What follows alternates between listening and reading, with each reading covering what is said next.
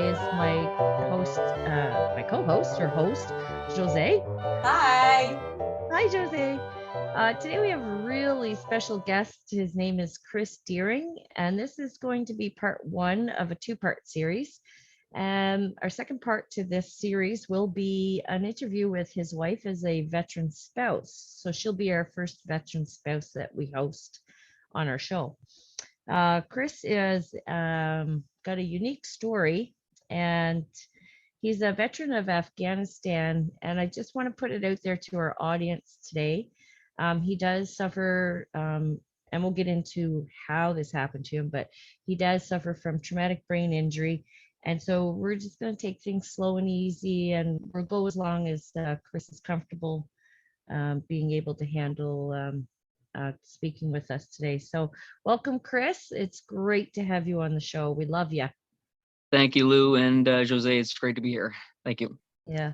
So just so first of all, you did how many years serving in the military? I served when I finally got out. I served 10 and a half years. 10 and a half, and you were infantry, correct? I was infantry for the first, I want to say 4 or 5 years. Then I kind of transitioned in and out of JPSU, and then I eventually transitioned into MSEOP at the end of my career, which I didn't complete anyways. Okay, so just for our listening audience, JPSU is the it's the Joint Personnel Support Unit. Right, so that's the transition unit that they've set up for people who are injured and need time to recuperate, in the hopes that they can go back to service. If not, they eventually get transitioned out of the military. Am I right? Exactly, yeah. Yeah. And so from there you went MSEOP. So for people that don't know, that's a mobile support equipment operator. Is that not trucker? Yeah, trucker. Okay, trucker. Okay, I want a trucker. Okay, yeah. Yeah, we call them truckers, but their full trade name is MSEOP. Okay. And so did you learn to drive big rigs in that 5 years? I guess that takes a while to learn how to do that, eh? Yeah, well, I mean, the course that I was on, and it was in board, I think in 2015, I think. And right. The course, they had extended and expanded it, and I mean, the first 6 weeks we were CB for the majority of it. A lot of it was tests. We didn't drive until I think 4 weeks in. It was and I only took the MSEOP opportunity, I guess, to extend to get to my 10 years. Once I hit my 10 years, that was my pull the chute. I'm done. Yeah. Okay. And for anybody who doesn't know, CB is confined to barracks. We have to make sure our listening audience understands all of the acronyms of the military. It's a learning experience for some that might be listening to this that don't know the military culture. I remember doing a course on air brakes and parking behind, like with the military thing. That's how. Mm-hmm. Yeah. Military thing. I like how you talk. A military thing. A military truck with a trailer in the back where you have to park it. To get our 404, that's what we need, right? Yeah, your safe backing course. Yeah. Yes. See, I did that. Yeah. Well, I learned all three of the big green machines when I first got in. So I learned how to drive the Jeep, which is called Iltis, the light service vehicle wheeled, and the medium service vehicle wheeled. And the fun part was driving the MSVW with a 10-pound generator, 10 100, whatever, the big generator on the back, from Petawawa to Borden. And oh my God, going through Algonquin Park, it's pedal to the metal, and you're still doing 30 kilometers trying to get up a hill. It was 8 hours to get from Petawawa to Borden. Okay, my question to you both. I have a question. Do you guys, when you guys like go to back up, do you honk the horn? You have You're supposed to. Okay, I think that's a military thing that we got instilled in us, right? Yeah, I don't think civilians do that. No. I do it too. That's funny. That's one of those. Sorry. That's one of those crazy. Well, unless you're pulling into a hide at night and you're trying to be tactical. Yeah, no, you don't beep on the backup. Anyway, great. So that was your little stint as MSEOP. So before we get into your military career too much, let's just take a step back here and Can you tell us a little bit about your childhood, your civilian life before the military, and why you chose to sign up? Yeah. So I grew up I was born in St. John, New Brunswick. I grew up in St. Stephen. I was there for the majority, well, actually all of my childhood. I was an average student. I didn't love school. I wrestled for about 10 or so years. I competed at the Canada Games. I achieved second. I Wow. ach- I was at the That's Pan American. cool. Yeah, I also was at the Pan American Games. I got second as well. Oh my I was God. 7 or 8 times national champion in Canada. Did you So wrestle in the military too? no, I didn't. No. But Why? I went to university to do that. I spent like 4 or 5 months at UMB, but I didn't really dedicate my time to learning the way I should have, and I didn't really want to wrestle. I was finished that portion of my life. And then so I did a bit of university, but I knew as soon as I kind of went to school that it wasn't my thing anyways.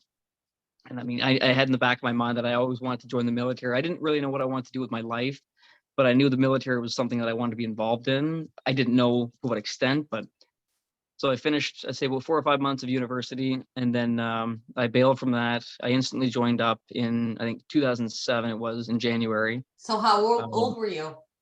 I would have been, I think, just 18 or 19. I was 19 when I joined in, sorry, and I You had were my 20th birthday in Afghanistan. so young. So I think Wow. I was Oh my 18, sorry, I think when I joined up. Wow. Holy crap. And did you have brothers and sisters? Do you have brothers and sisters? I do. I have 2 older brothers. One is his name's Jeremy. He's a real estate agent in Fredericton, and then my other brother's Nick. He's somewhere in St. John. I haven't spoken to him in a couple of years. He's had a hard life. Yeah. So you're the baby. I am the baby. No sisters. Nope. Ay, And ay, ay. my whole family's female right now, right? Yeah, exactly. Right. I know, Yeah. right? Yeah, Right. what a difference. Yeah, so you're married to V, who we're going to be airing after your show, and you two have 2 beautiful, beautiful children, Thank you. beautiful children. And so you joined up, you went infantry, and I assume you got through battle school and basically right But over to why Afghanistan. infantry? But why infantry? You I know, want to know you know, that. don't you like camping, right? You like camping, so you must love that. No, Right. no, you know, there's Air Force and then there's infantry. You could have went Air Force. What are you talking about? Yeah, I like being outside. I mean, I did enjoy they say embrace the suck, I mean, Yeah. being in the worst places. I don't Your know, there's mom something must about have it. freaked out. Your mother must have freaked out when you said, Mom, I used to play wrestling and I'm joining the military as an infantry guy. They were very supportive. Oh, that's good. Wow. Yeah. My dad That's- warned me, go Air Force, nothing else. My dad was like, you cannot join anything else. You have to go Air Force. Well, Mhm. I spent 22 years in the army, and I picked the army uniform solely because I knew it was going to be a lot easier to look after my uniform in basic training for inspection. I didn't want to iron and, do all of that Yeah. stuff. Combat boots were so much easier to deal with. You guys Agreed. are so much better than me. Fuck, I took it easy, man. No way. Ugh. So you join infantry, you go through battle school, and then you're probably off to Afghanistan very shortly after that, I'd say, were you? Yeah, so I joined base. I joined in 2007, and right away I was sent to basic in, I think it was January or somewhere in there. And then I Right. finished my basic within 3 months or whatever it was. And that was in I Saint wait Jean? Was that St. Saint Jean? John, yeah. Yeah. And I think Okay. I was there for I might have been in Paplatoon after that, maybe for a few days, and it was right off to Meaford for my battle school. Right. So within 7 months, I was finished my basic, my battle school, and then I was posted to Gagetown right away. As soon as we get to Gagetown, and I forget the dates, but it was within weeks or months that the company that I was put into was slated to go to Afghanistan, and I was kind of indifferent whether to go or not, but it was my job, so it was gonna go. Yeah, let's just do it, whatever. You're Yeah, young, you're invincible, right? You're young it's and the time to do it. invincible, and it's time to do it. Bravo. Like nothing. I'm so happy Bravo. you did it. Like I'm so happy that like little kids that are that naive to go, can go without like thinking of like the repercussions. I will be honest, I've always was scared to go on a mission. Like always. Any mission? Yeah. Yeah. Yeah. See, I joined to go on missions. But I regret Man, that. So I wanted the gongs. I wanted the gongs. I would have liked now today to have one mission, but I was always Yeah. really scared. Yeah. Like I would have done Well- it if I would have had to, but I mean, I was always Yeah. happy not to have went because I know you Well- come back and you're pretty screwed. Well, it depends on where you go and what mission you get. I mean, they're not all, I went to Bosnia first and it was the last roto and it was nothing like to go there for the 6 months. I mean, it was, yeah, So it's like are you being- guys like pumped when you get to Afghanistan? Like how does it go in your brain at 18 to like go on your first mission? It's hard to say because my memory is still pretty fuzzy. I lost most Yeah. of my memory like during Afghanistan, prior and after. So I kind of forget honestly what it was like landing there and getting off the plane. And it's probably not a bad thing though. I don't What's know. that? I think it's probably not a bad thing. It's not No, something I think it's not something you need to like your brain is like not dwelling on that sort of thing. So it's not eating away at you if you were scared or if you didn't feel good about it. Like I don't know, that might be a blessing. I don't know, I it's hard think to for say. me, I think you're right, Lou. I think for me, my Yeah. traumatic brain injury is like my saving grace, to be honest. Right. Yeah. Because it's not something that your brain is telling you to. I know suffering Focus from on. PTSD. Yeah, like I know Yeah. suffering from PTSD. I'm a very empathetic person and I internalize a lot. So I have a really hard time because I remember it all. And I'm so envious if you could forget it. Like I could just forget it. Well, they say like ignorance is bliss, and in this Yes. case, like most of my Afghanistan time has been wiped, and so I am pretty Yeah. grateful for that for the most part. Yeah. Oh my goodness, I don't know. That's got to be hard too. So basically, Yeah. I don't know if you want to tell people what happened to you, like quickly, what you know that happened, and then Sure. So, and so everything that I tell anyone who's listening today, it's everything that's been told to me because I have no recollection of what happened. So it was December 13th. We were called out that day. It was supposed to be my day off, but another member was they had their HLTA schedule for that day. Okay. HLTA, So home HLTA leave travel is- assist. There we go. That's when people go back home or do a third party location break from the First tour. impression, So yeah. yeah, everybody gets a 2-week break during their tour to just sort of suck back, reload, and then go back in fresh so that they have some time to, decompress a little bit before going back. So for the audience, that's what HLTA stands for. Yeah. So Anyway, I believe we got ready to leave around 6:30 in the morning. So someone came and got me from my bunk, got my kit ready, got in the vehicle. We were out in, I believe it's South Panjway, which at the time was a pretty volatile area, mhm. Yeah. full of culverts. So you're driving really slow. I was in the lead vehicle. Normally I was in the second vehicle, so there was a bit of a change up on that end. what kind what of vehicle? Yeah, what It was, vehicle were you in? a Lab 3, I believe. Don't quote me on that. Okay. Is that a carrier? That's a carrier, right? Yeah. Yeah. Okay. Troop carrier. Yeah. So we went out one day, again, left at 6:30.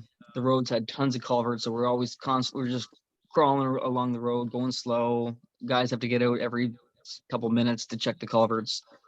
Yeah. There was a culvert that we must have missed, or maybe they placed it very well. And it was on, so that they have multiple ways how they can detonate these devices, these IEDs, which is an improvised explosive device. Right. And the method that they had used was a pole wire. So they had a line that was attached to the bomb that was dug in the culvert, Mhm. and the line was approximately 2 kilometers off into the mountains. Oh, So dear while God. I'm traversing my arcs and I'm trying to, search for the enemy so I can protect my troops, They lined us up perfectly. My vehicle went over the culvert. The guy pulled the wire, and the second he did, the IED detonated, and it took my 30-ton lav and pushed it up about 100 feet in the air, instantly killing 3 of my troops. The vehicle then flipped. The gun is on a turret, and the gun just kind of fell out, and then I fell out between the lav and the gun, and I landed on my back. Just lucky. Whew. Wow. I think your size, you're a very, It was due to my you're size, I think, small. It's your that size I that stayed alive. saved you. Yeah, 100% your was, size. yeah. Because I mean, we've met in person many times, so you're not a big man. No, 100 pounds. my, Wait, my you're 100 pounds soaking wet? I was 135 pounds then. That was my Okay, best shape. right. But like, question, I don't know if you can remember or not, but like before you deployed, do you remember if like they explained this to you? Like in your tours, like before, do you get like Yeah. explain what's gonna happen and how to react if Mhm. something like you like step on a bomb? Like, do they Mhm. explain it to you? I don't know. I've never been though. I mean, we took about a year of workup training. So they did. There's just Okay. only Yeah. so much you can do. Okay. Right. Yeah, exactly. Yeah. Yeah, it's quite You- extensive workup training before you go.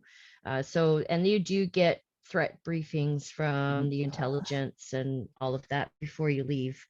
So that happens, and then you get transported straight to the hospital.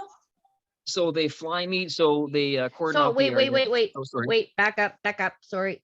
All right. So you're laying on the ground, your back, you're messed up big time. I mean, you've Mhm. got multiple injuries at this point. Like I think you said your back, your legs. I can't remember what you told me.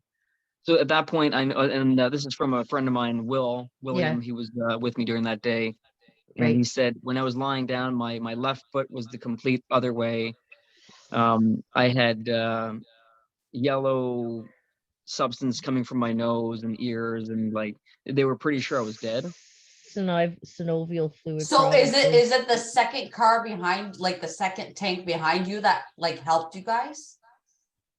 I believe so, but I forget the line, Okay. the That's lineup. okay. That's okay. But there was other vehicles in the convoy. I believe there was four vehicles. Okay. Okay. So, and then, so when that happened, they would have been witness to this. So They would have done Yeah. it would have their stopped, all-round cordon off the defense. area. Yeah, all-round defense and all of that Yeah, stuff. And then and come then to assist you, call it in. Yeah. they flew me Okay. to Bagram, which was the close. I think it was like an hour from where we were. Mhm. And then they stabilized me in Bagram for, I believe, a few hours, or I can't remember the exact duration. And then after Bagram, they flew me to the hospital in Germany, Landstuhl, Yeah. which I was there for, I want to say, between 12 and 16 days, 7 of which I was in induced coma. Yeah. And And then they call so, your mother. I forget when she was notified, but I think it was it was before Christmas, so it would have been December, probably 13th or 14th, just after my accident. God, I spent my whole career preparing for families for those calls, and I can't imagine. No, me neither. Oh. I can't. I find it difficult to imagine getting Mhm. that phone call. And then you wake up in the hospital being like, where am I? What happened? Yeah, so I do have a memory from that. I woke up at one point, and I forget at what day it was. But I woke up in my hospital bed, and I took all the tubes and all the wires off me and everything. And I tried to get up and walk away. Oh, why doesn't that surprise me with you, Chris? They found me You're walking like, around. this is a dream. What the hell's going on? And the nurses are wearing the little like,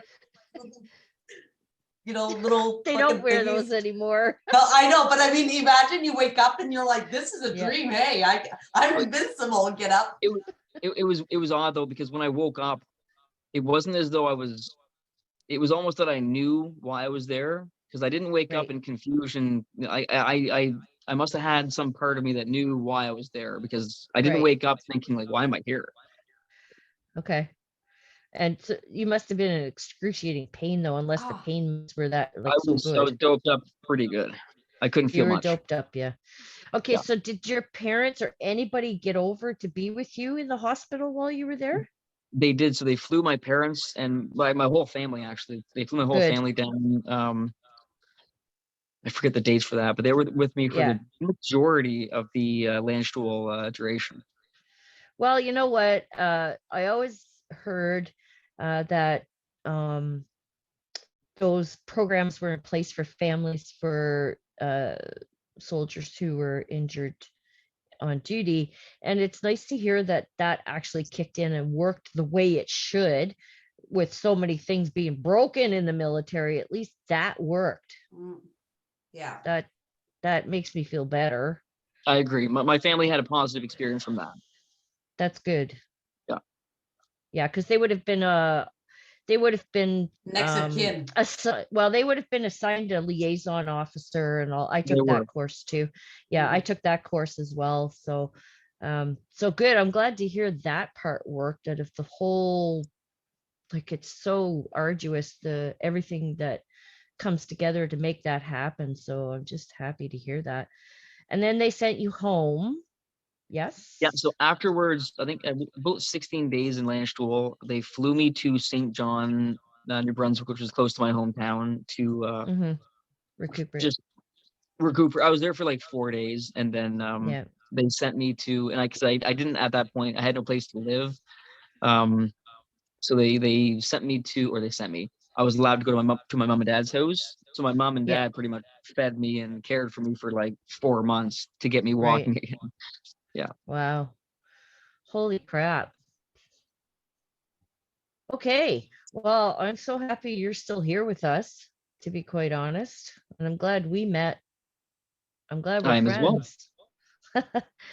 After hearing all of that, because I knew outlines of the story, but not so many details. So, wow. You're a miracle, Chris. I'm going to Mm. tell you. You are. Well, And that's so, why I was not as well. I think there was a reason for me to be there as well, I think. yeah. So, for our listening audience, Chris actually made an appearance at the public uh Emergency POEC. Commission. Yeah, the Public Office Emergency Commission, I think it's called, But as not a only that, witness. he was with the Freedom Convoy.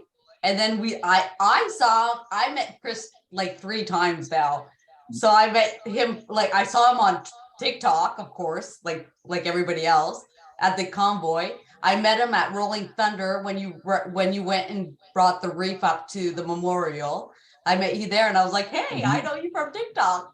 Yeah. And then after I saw you again at James Top. No, were you there for James Top? I was for I don't know the portion or the duration we were there, but we were there for a Mm-hmm. few months. Yeah. Mm-hmm. Yeah. And so for our audience, what happened that took you into that realm, that freedom movement? Just maybe give us a little bit of background, like what happened? Because I Yeah. know a lot of veterans really, there's a lot of division out there between veterans themselves over this whole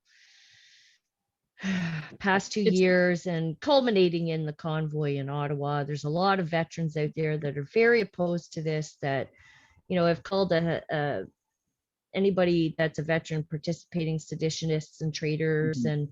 and furthest from the truth as far as I'm concerned. I don't know why they have that mindset. So can you just give us a little information about what it is that drew you to participate in something that has become so controversial outside of those who are involved circles, the general population, and particularly, unfortunately, the government and the portrayal of it all. So, how did you get involved in all that? So I'd say it started when the pandemic came in, and they were saying 2 weeks to flatten the curve, Hmm. and I was very skeptical when they said that, but I thought, you know what? we're gonna trust them at that point. We're gonna follow their measures, and we're gonna take it day by day. And after like a few weeks, there was just something wasn't feeling right. And we'd read every article that would come out, and we'd look at the data, and just it didn't. It seemed like they had the evidence to really substantiate what they're trying to do. And I mean, as the years involved, as the years kind of evolved, it just, as a wounded veteran, I mean, I couldn't go anywhere. I couldn't do anything. I was persecuted to the absolute. I couldn't leave my country. I couldn't fly within my country. The government was being too intrusive. Hmm. I didn't. Government overreach. Oh, it was just way too much. And the fact that it went on as long as it did, I mean.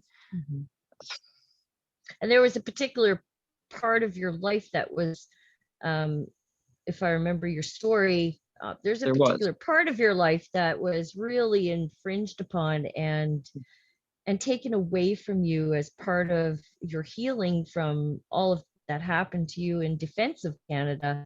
And if you could tell us a little bit about that, if you don't mind. I mean, of course, it's up to you.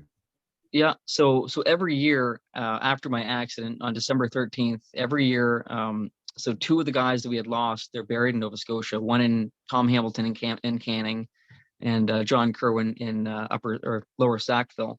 So every year, I would go to both their graves, and I'd lay flowers. I'd drink a beer. I would just talk with them, and it was my chance, right, to keep my mental health in check. And then when the border mandates came in, it came to a point that I couldn't get in my own vehicle by myself to drive across the border to a cemetery where no one was living, right, and grieve and come back. And at that point, it was hard because there was no logic to it. It didn't make any sense. No. And that was a crushing moment during the pandemic. Yeah. And that was particularly harsh in the Maritimes. I remember the Atlantic bubble. You couldn't travel between provinces, between PEI, Nova Scotia, Cape, New Brunswick, without proof of vaccination, without your papers. Yeah. And I still have a hard time. Like, I don't understand why more people aren't upset about this, but I know shades of Germany, to be quite honest, in my mind. It is, and even like during the pandemic, when we'd reference that, people would say, "Oh, come on, you can't contrast that." Yeah, they say, "Oh, that's a privilege. It's not a right." It's different this time. It's different. Yeah, it's different. Okay, so that obviously was. I would say that would be the most motivating factor if I were you. That was one of the motivating factors for me being in Ottawa. Right. And the second one was so I have a fantastic physician, and he has approximately 4,000 veterans and their families under him. So he was practicing medicine up until he lost his license because he didn't want to participate in the vaccine passport program. So once he lost his license, about 4,000 people also lost their physician. So I went to Ottawa. And they're all veterans. They're all vets. And the thing is, a lot of them have complex needs. And like myself, I have complex needs, but there are more veterans that have much more complex needs than me. Right. So I was going for my physician, for those families, for all those veterans who were they were left out in the cold. We couldn't get prescriptions. We couldn't go to appointments. These are the vulnerable people that need help, that fought for our country, that are being denied their services. No, we're seeing far too much of that these days, I find, culminating in Veterans Affairs Canada employee offering a veteran the option of suicide as opposed to helping with PTSD. Yeah, how disgusting is that? That's one of the most egregious, disgusting things I've heard in my life. Honestly, in my life. Well, taking a doctor away comes pretty same. Taking your doctor away, like, because he doesn't agree with the narrative, like, how the fuck how does the government do that? Yeah. Well, that wouldn't be the government. That would have been the New Brunswick Medical Board. But College of still, I Physicians and mean, Surgeons, I think. yeah, College of Physicians and Surgeons, and how they could be in lockstep with all of this when you have the oath to do no harm. I don't understand. And you know Because it's what? great. My husband's doctor, when we were in Nova Scotia, when all this pandemic shit started, my husband's doctor, because I had a military, he had a civilian one, he told Andre not to get the vaccine. Okay. And then when my husband called like a few months later, get an appointment, he was gone. And they said he was sick or something. He never came back. But I'm sure to this day, this doctor got kicked out because he told his patients not to get the vaccine. I'm 100% sure. More than likely that's Yeah. what happened. I've seen and heard a lot of those different stories, but to have 4,000 veterans left in the cold. And that's just one case, right? Yeah. Yeah, exactly. That's just one doctor. Yeah. One doctor. Yeah, that's crazy. So you end up in Ottawa. Off you go. Like the convoy starts and you've headed up to here, you know, with the government overreach and the things that didn't make sense for whatever reasons in your life. So off you go. Yeah. So actually, so before that, so when the convoys started, like we saw the convoys like heading to Ottawa. So since we have 2 kids and we had a lot going on at the house, we weren't able to be there right away. So we were at the overpass with other people, right? Right. So waving flags and whatever. And we were in Oromocto by the big stop. There must have been 4,000 people, maybe 5,000 people on the overpass. And it was just outrageously awesome to see that kind of support. So that was the first kind of like convoy interaction we had. And then the first weekend, myself and my wife went up because we wanted to see like for our own eyes as opposed to watching what mainstream news was telling us. We wanted to go there and actually see. And that was the weekend that the fence came down around the memorial that Brian Marr had organized. So that was epic. That was a great day. That was epic. Yeah. Aren't you happy you made it to Ottawa? Even though happy. some shit happened, but I mean, it was still euphoric, right? Like I'm so happy that I went. Even like it's a one in a lifetime thing we were in. Agreed. Yep. Yeah. And I gotta say, regardless of where you sit on the fence with this whole, whether you hate it or you love it, regardless of where you sit on the fence with the whole thing that happened in Ottawa, it was history in the making. Yeah. It was Canadian history in the making. And that is exactly how I approached it when I said, we're going. Like, we're going. I'm going to be part of history. Good, bad, or ugly, I'm being a part of history. You know, if I had found out that anything was wrong while I was there, I would have backed right off and I wouldn't have bothered. 100%. I think we all 100%. probably did that. We're like, we're going to go see if it's safe and we're going to stake out everything and make sure it's okay. If we see shit, we're going to back out. But we got there and we're like, there is no shit. This is like the best kept secret. Like, I remember looking at the logistics and all the barbecues and I was like, this is run better than the military. I was like, holy shit, this is oh my God, I said the same thing. The government is upset because we did in like 3 weeks what they couldn't put together in 6 months. I know. Yeah. It was so organic. Yeah. Yeah. Well, it was organized chaos, but the little groups that set everything up independently organized very well. It wasn't like one great big top-down organization. So everybody that did their bit to help set up that community was organized in what they did and filled the needs of what like every corner had like a little organization and it was like perfect. It was everybody was happy and But how did you get to put the wreath on the memorial? Who asked you to do that? So that was Neil Shard. Just Neil from the Hill. Neil from the Hill, yeah. I forget his last name. That's okay. When he had approached me on, I think it was Telegram or social media or somewhere, he asked me if I wanted to lay the wreath. And of course I did. That was a nice honor. Yeah, it was. I actually caught your speech and it was pretty on fire, I gotta tell you. I was like, woohoo, Chris, go. I'm not crying. I cry. Oh, I bawled. I bawled. I'm not gonna lie, I bawled. Ah, I did. And so all of this being said and done, now we're into the aftermath of all of this, and the commission is set up. And how did you end up getting on the commission, if you might, if because you were somebody that wasn't originally on the witness list, correct? No, I wasn't, and I think, so I put myself in the protest lines, having an idea of what was going to happen. But it was, Oh I thought yeah, it we was important. skipped. We forgot that part. We got to get back to that part. Sorry. We can go back. That's the most important part of this story is what happened. What happened after the Emergency Act was invoked? Like, you have a So story about that too.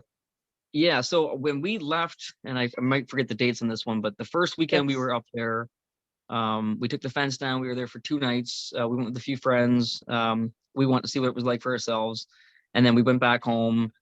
And it was, I can't remember the dates, but it was a few days afterwards they were voting in Parliament, um, about the potential of using the EMA, and it actually, the vote, I think the vote passed, and I couldn't believe it. I didn't understand how it could pass, but it did. And the second it passed, I knew I have to go right back to Iowa, because they're going to try and shut this thing down, and by the looks of it, violently. And so prior to that, I mean, I would take my kids February 17th and prior. It was a fun Canada Day safe event. But it was our version of Ottawa's Winterlude, which kind it of was. was supposed to happen during then, it didn't. So Mhm. everybody forgets that part, right? Yeah. And then things changed drastically on the 18th and 19th when the police really stepped up their enforcement and decided to beat their citizens with no regard at all. Hmm.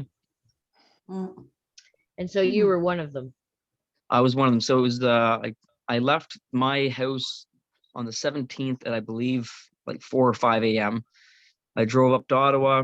I found a spot. I think it was on Bank Street or somewhere around there. I parked my car. I walked out of the memorial to kind of get oriented. And then I went back to go find my car, right? But I forgot where I parked it. So I walked around in the cold for like 2 hours trying to find my car. Oh my gosh. Yeah. So I finally find my car, get the back seat, heat it up, sleep in the back seat, and wake up the next day around like 5 a.m. because it's freezing. You're sleeping in a car.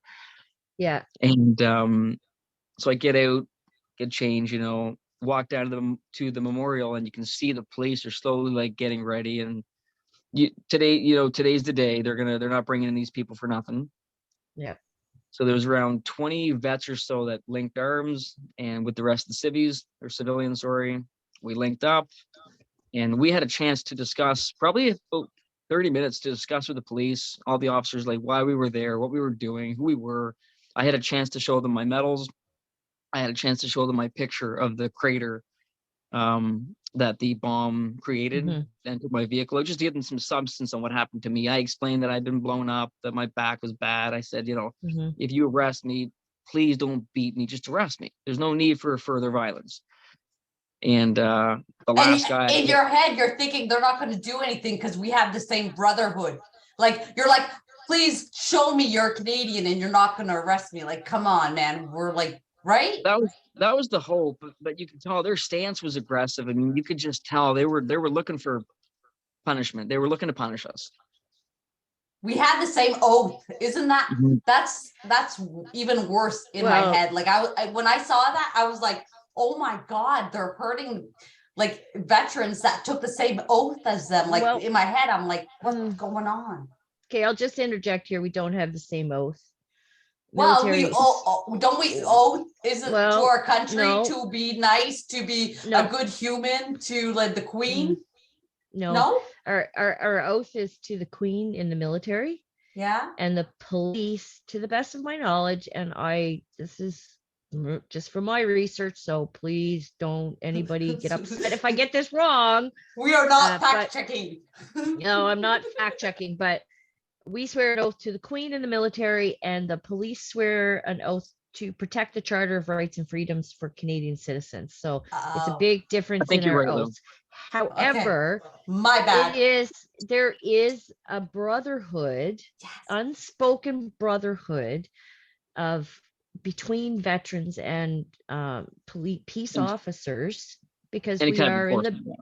yeah, we're in the business of peace. We enforce peace for Canada's sake.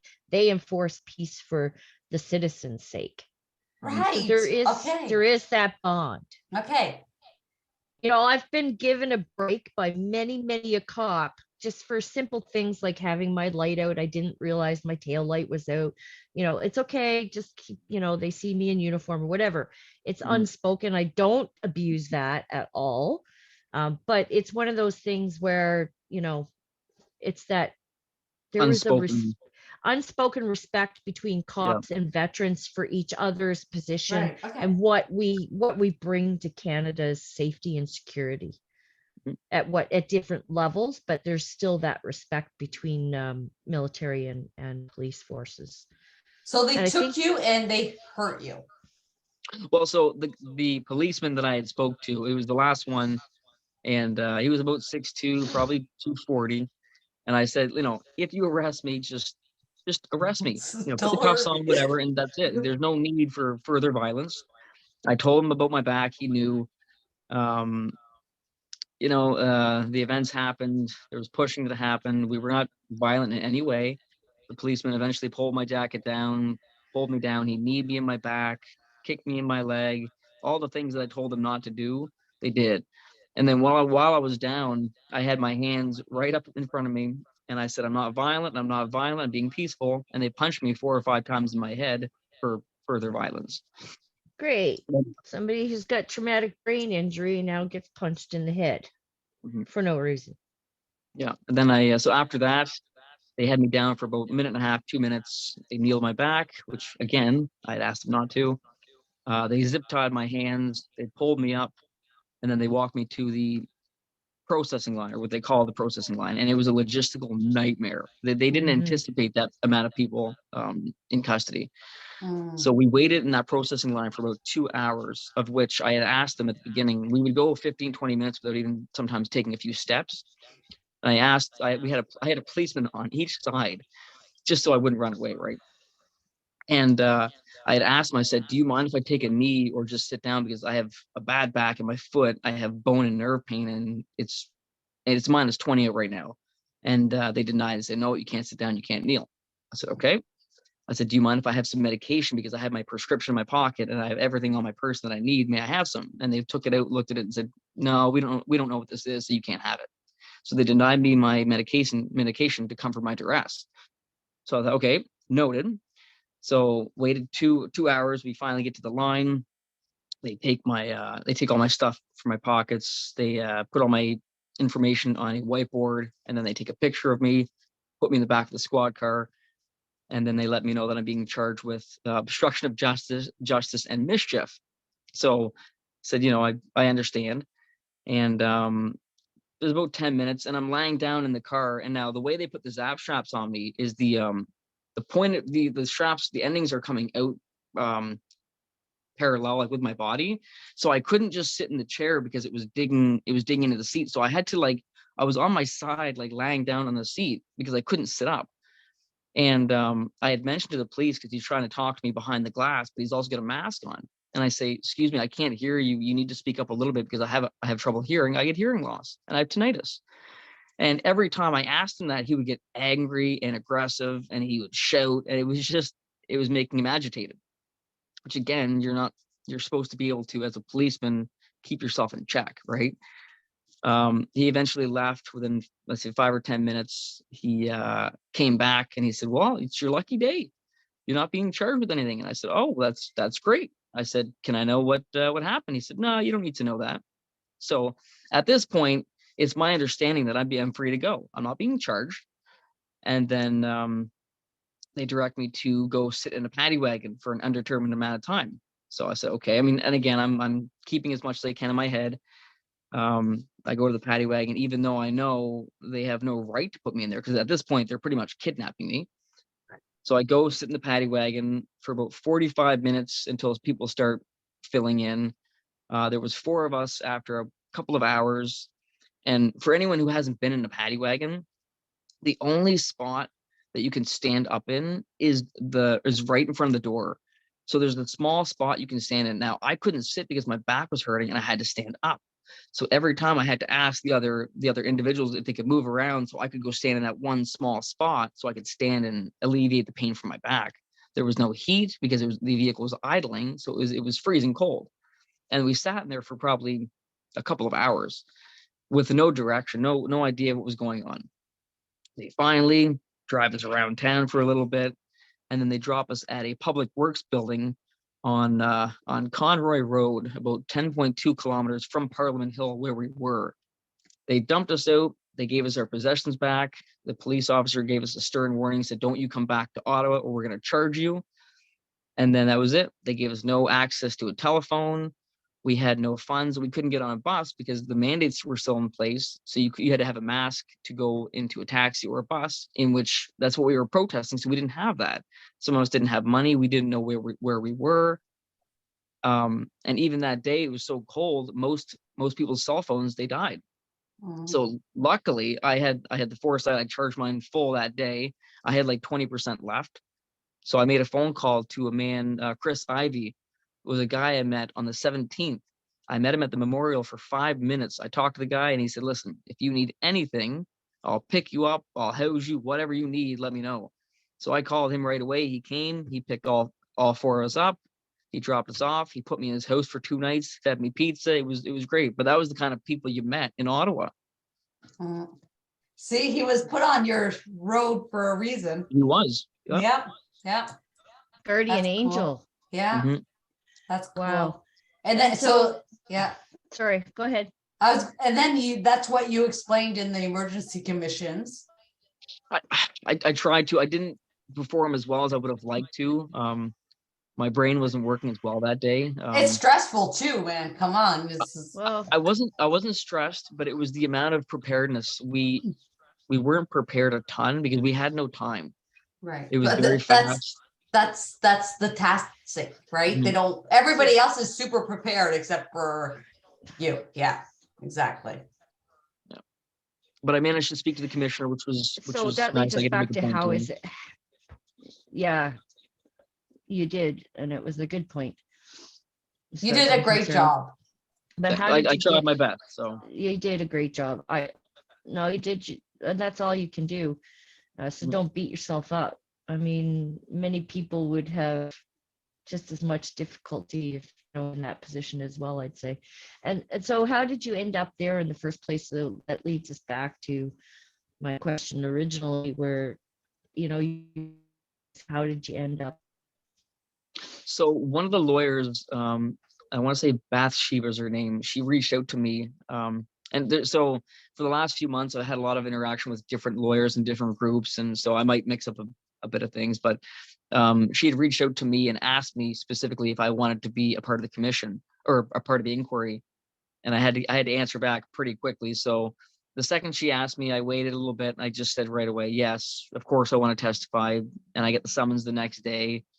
And the second you get that summons, you're committed then. So Wow. but I was happy to be there. It was quick. And so you get up there, you get your thing done. And I remember I did watch it. Is your back hurting, Chris? Just a bit, but I'm good. Yeah. Are you okay? Yep. Do a health and welfare check now. Make sure you're good to go still. Yeah, I know. After all that, I see you going, oh, I'm like, maybe it's my sore. You can get up and move around. It's no big deal. Oh, I know. Yeah. Where was I going? So I listened to it, but the one part that caught my attention was the lawyer for the Ottawa Police Services asked if you had put a complaint in. So my question is, have you put a complaint in about the way things went down? We're filing this month. Okay, good. And we're going for accountability, not money. Yeah. So we're gonna make that known. We're gonna go for, we want as much accountability as we can get. And we're already we're getting other veterans as well who are there. So we're getting more people, and we're going for the same thing, accountability. Okay. I'm glad to hear that. I just because at the time I was thinking, well, how could you put in a complaint? Because none of the officers had their badges, names, or numbers, anything displayed. Am I correct in that, or? Not all. So for me, I'm kind of lucky because in the video they actually mentioned the police officer's name, so he must have had Okay. his tag on. Some of them did, and some of them didn't. Right. Yeah, I mean, So they unless you they were could all paying, have their name. yeah, so unless you were paying attention, you wouldn't necessarily know who it was that was No, arresting you, because they were Mm. like, they mobbed you basically. yeah, I think there was I would say 4 officers on me. I mean, and I was Mhm. 115 pounds at the time. You need Yeah, 1 or 2 people tops for me. yeah, And exactly. and it wasn't violent at all. You know what I mean? Like they Yeah, could have yeah, easily had they just cuffed me, yeah, walked me to a line, like you done the appropriate stuff, I wouldn't be doing this right. today. Right. Yeah, so nobody got their rights read to them, nothing. No, Wow. Well, I'm really happy to hear that you're moving forward with that. I think that needs to happen. it does. Absolutely. It absolutely needs to happen. And Mhm. I know a lot of ex-police force that say that that was not right at Mhm. all. Well, So, we're gonna criminally charge the officer that beat me. Good. wow. Okay. So keep us up to date on that. We may have you back on to see how that goes someday Mhm. down the road. Absolutely. I'd like to hear how that goes. Me Um, too. and so now, so with all of that, so now you're back home and you're with your wife V and your kids, and so what is it that you do? Like where you go from here? Because I mean, that's pretty Well, historic stuff, right? it is, and I think for all of us who are involved in this kind of stuff, it's not like it's going away anytime soon, or not yet, anyways.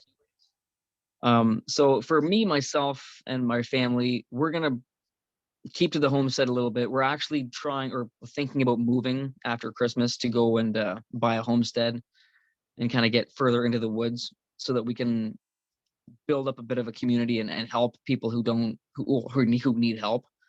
So that's one of the things we're trying to do. And would that be for veterans solely, or would it be for anybody? I don't know if I want to limit it to just veterans. I mean, I think veterans would be like a priority, but I think as the years unfold, we know the amount of people that are going to need help is going to be exceptional. So whoever we can help along the way, we'd like to, whether that's feed them, provide housing for them, or funding, whatever it is, we'd like to start helping people. Okay. Aw. That's a great idea, Chris. That's very selfless, really. I wish more people And, had that kind of heart and in this I think world. as well, we're gonna be sitting on the sidelines and seeing what happens this winter. Because as you can see, Ontario is already trying to pull out this mask stuff. But Quebec. did you see the litigation that Danny Bulford had posted? No. I missed that. Yeah. He posted it in, I forget which group it was, but it's there's a doctor, I want to say Dr. Trozzi is going against the College of Physicians and Surgeons in Ontario. For I don't about know. like giving us medication, the unvaccinated medication, that or no? No, No, I that's think it was referring to the fact that any doctor who spoke out against the mandates would have negative impacts. And then again, if they give alternative treatment, they'd have negative impacts. Or if there was a third thing as well.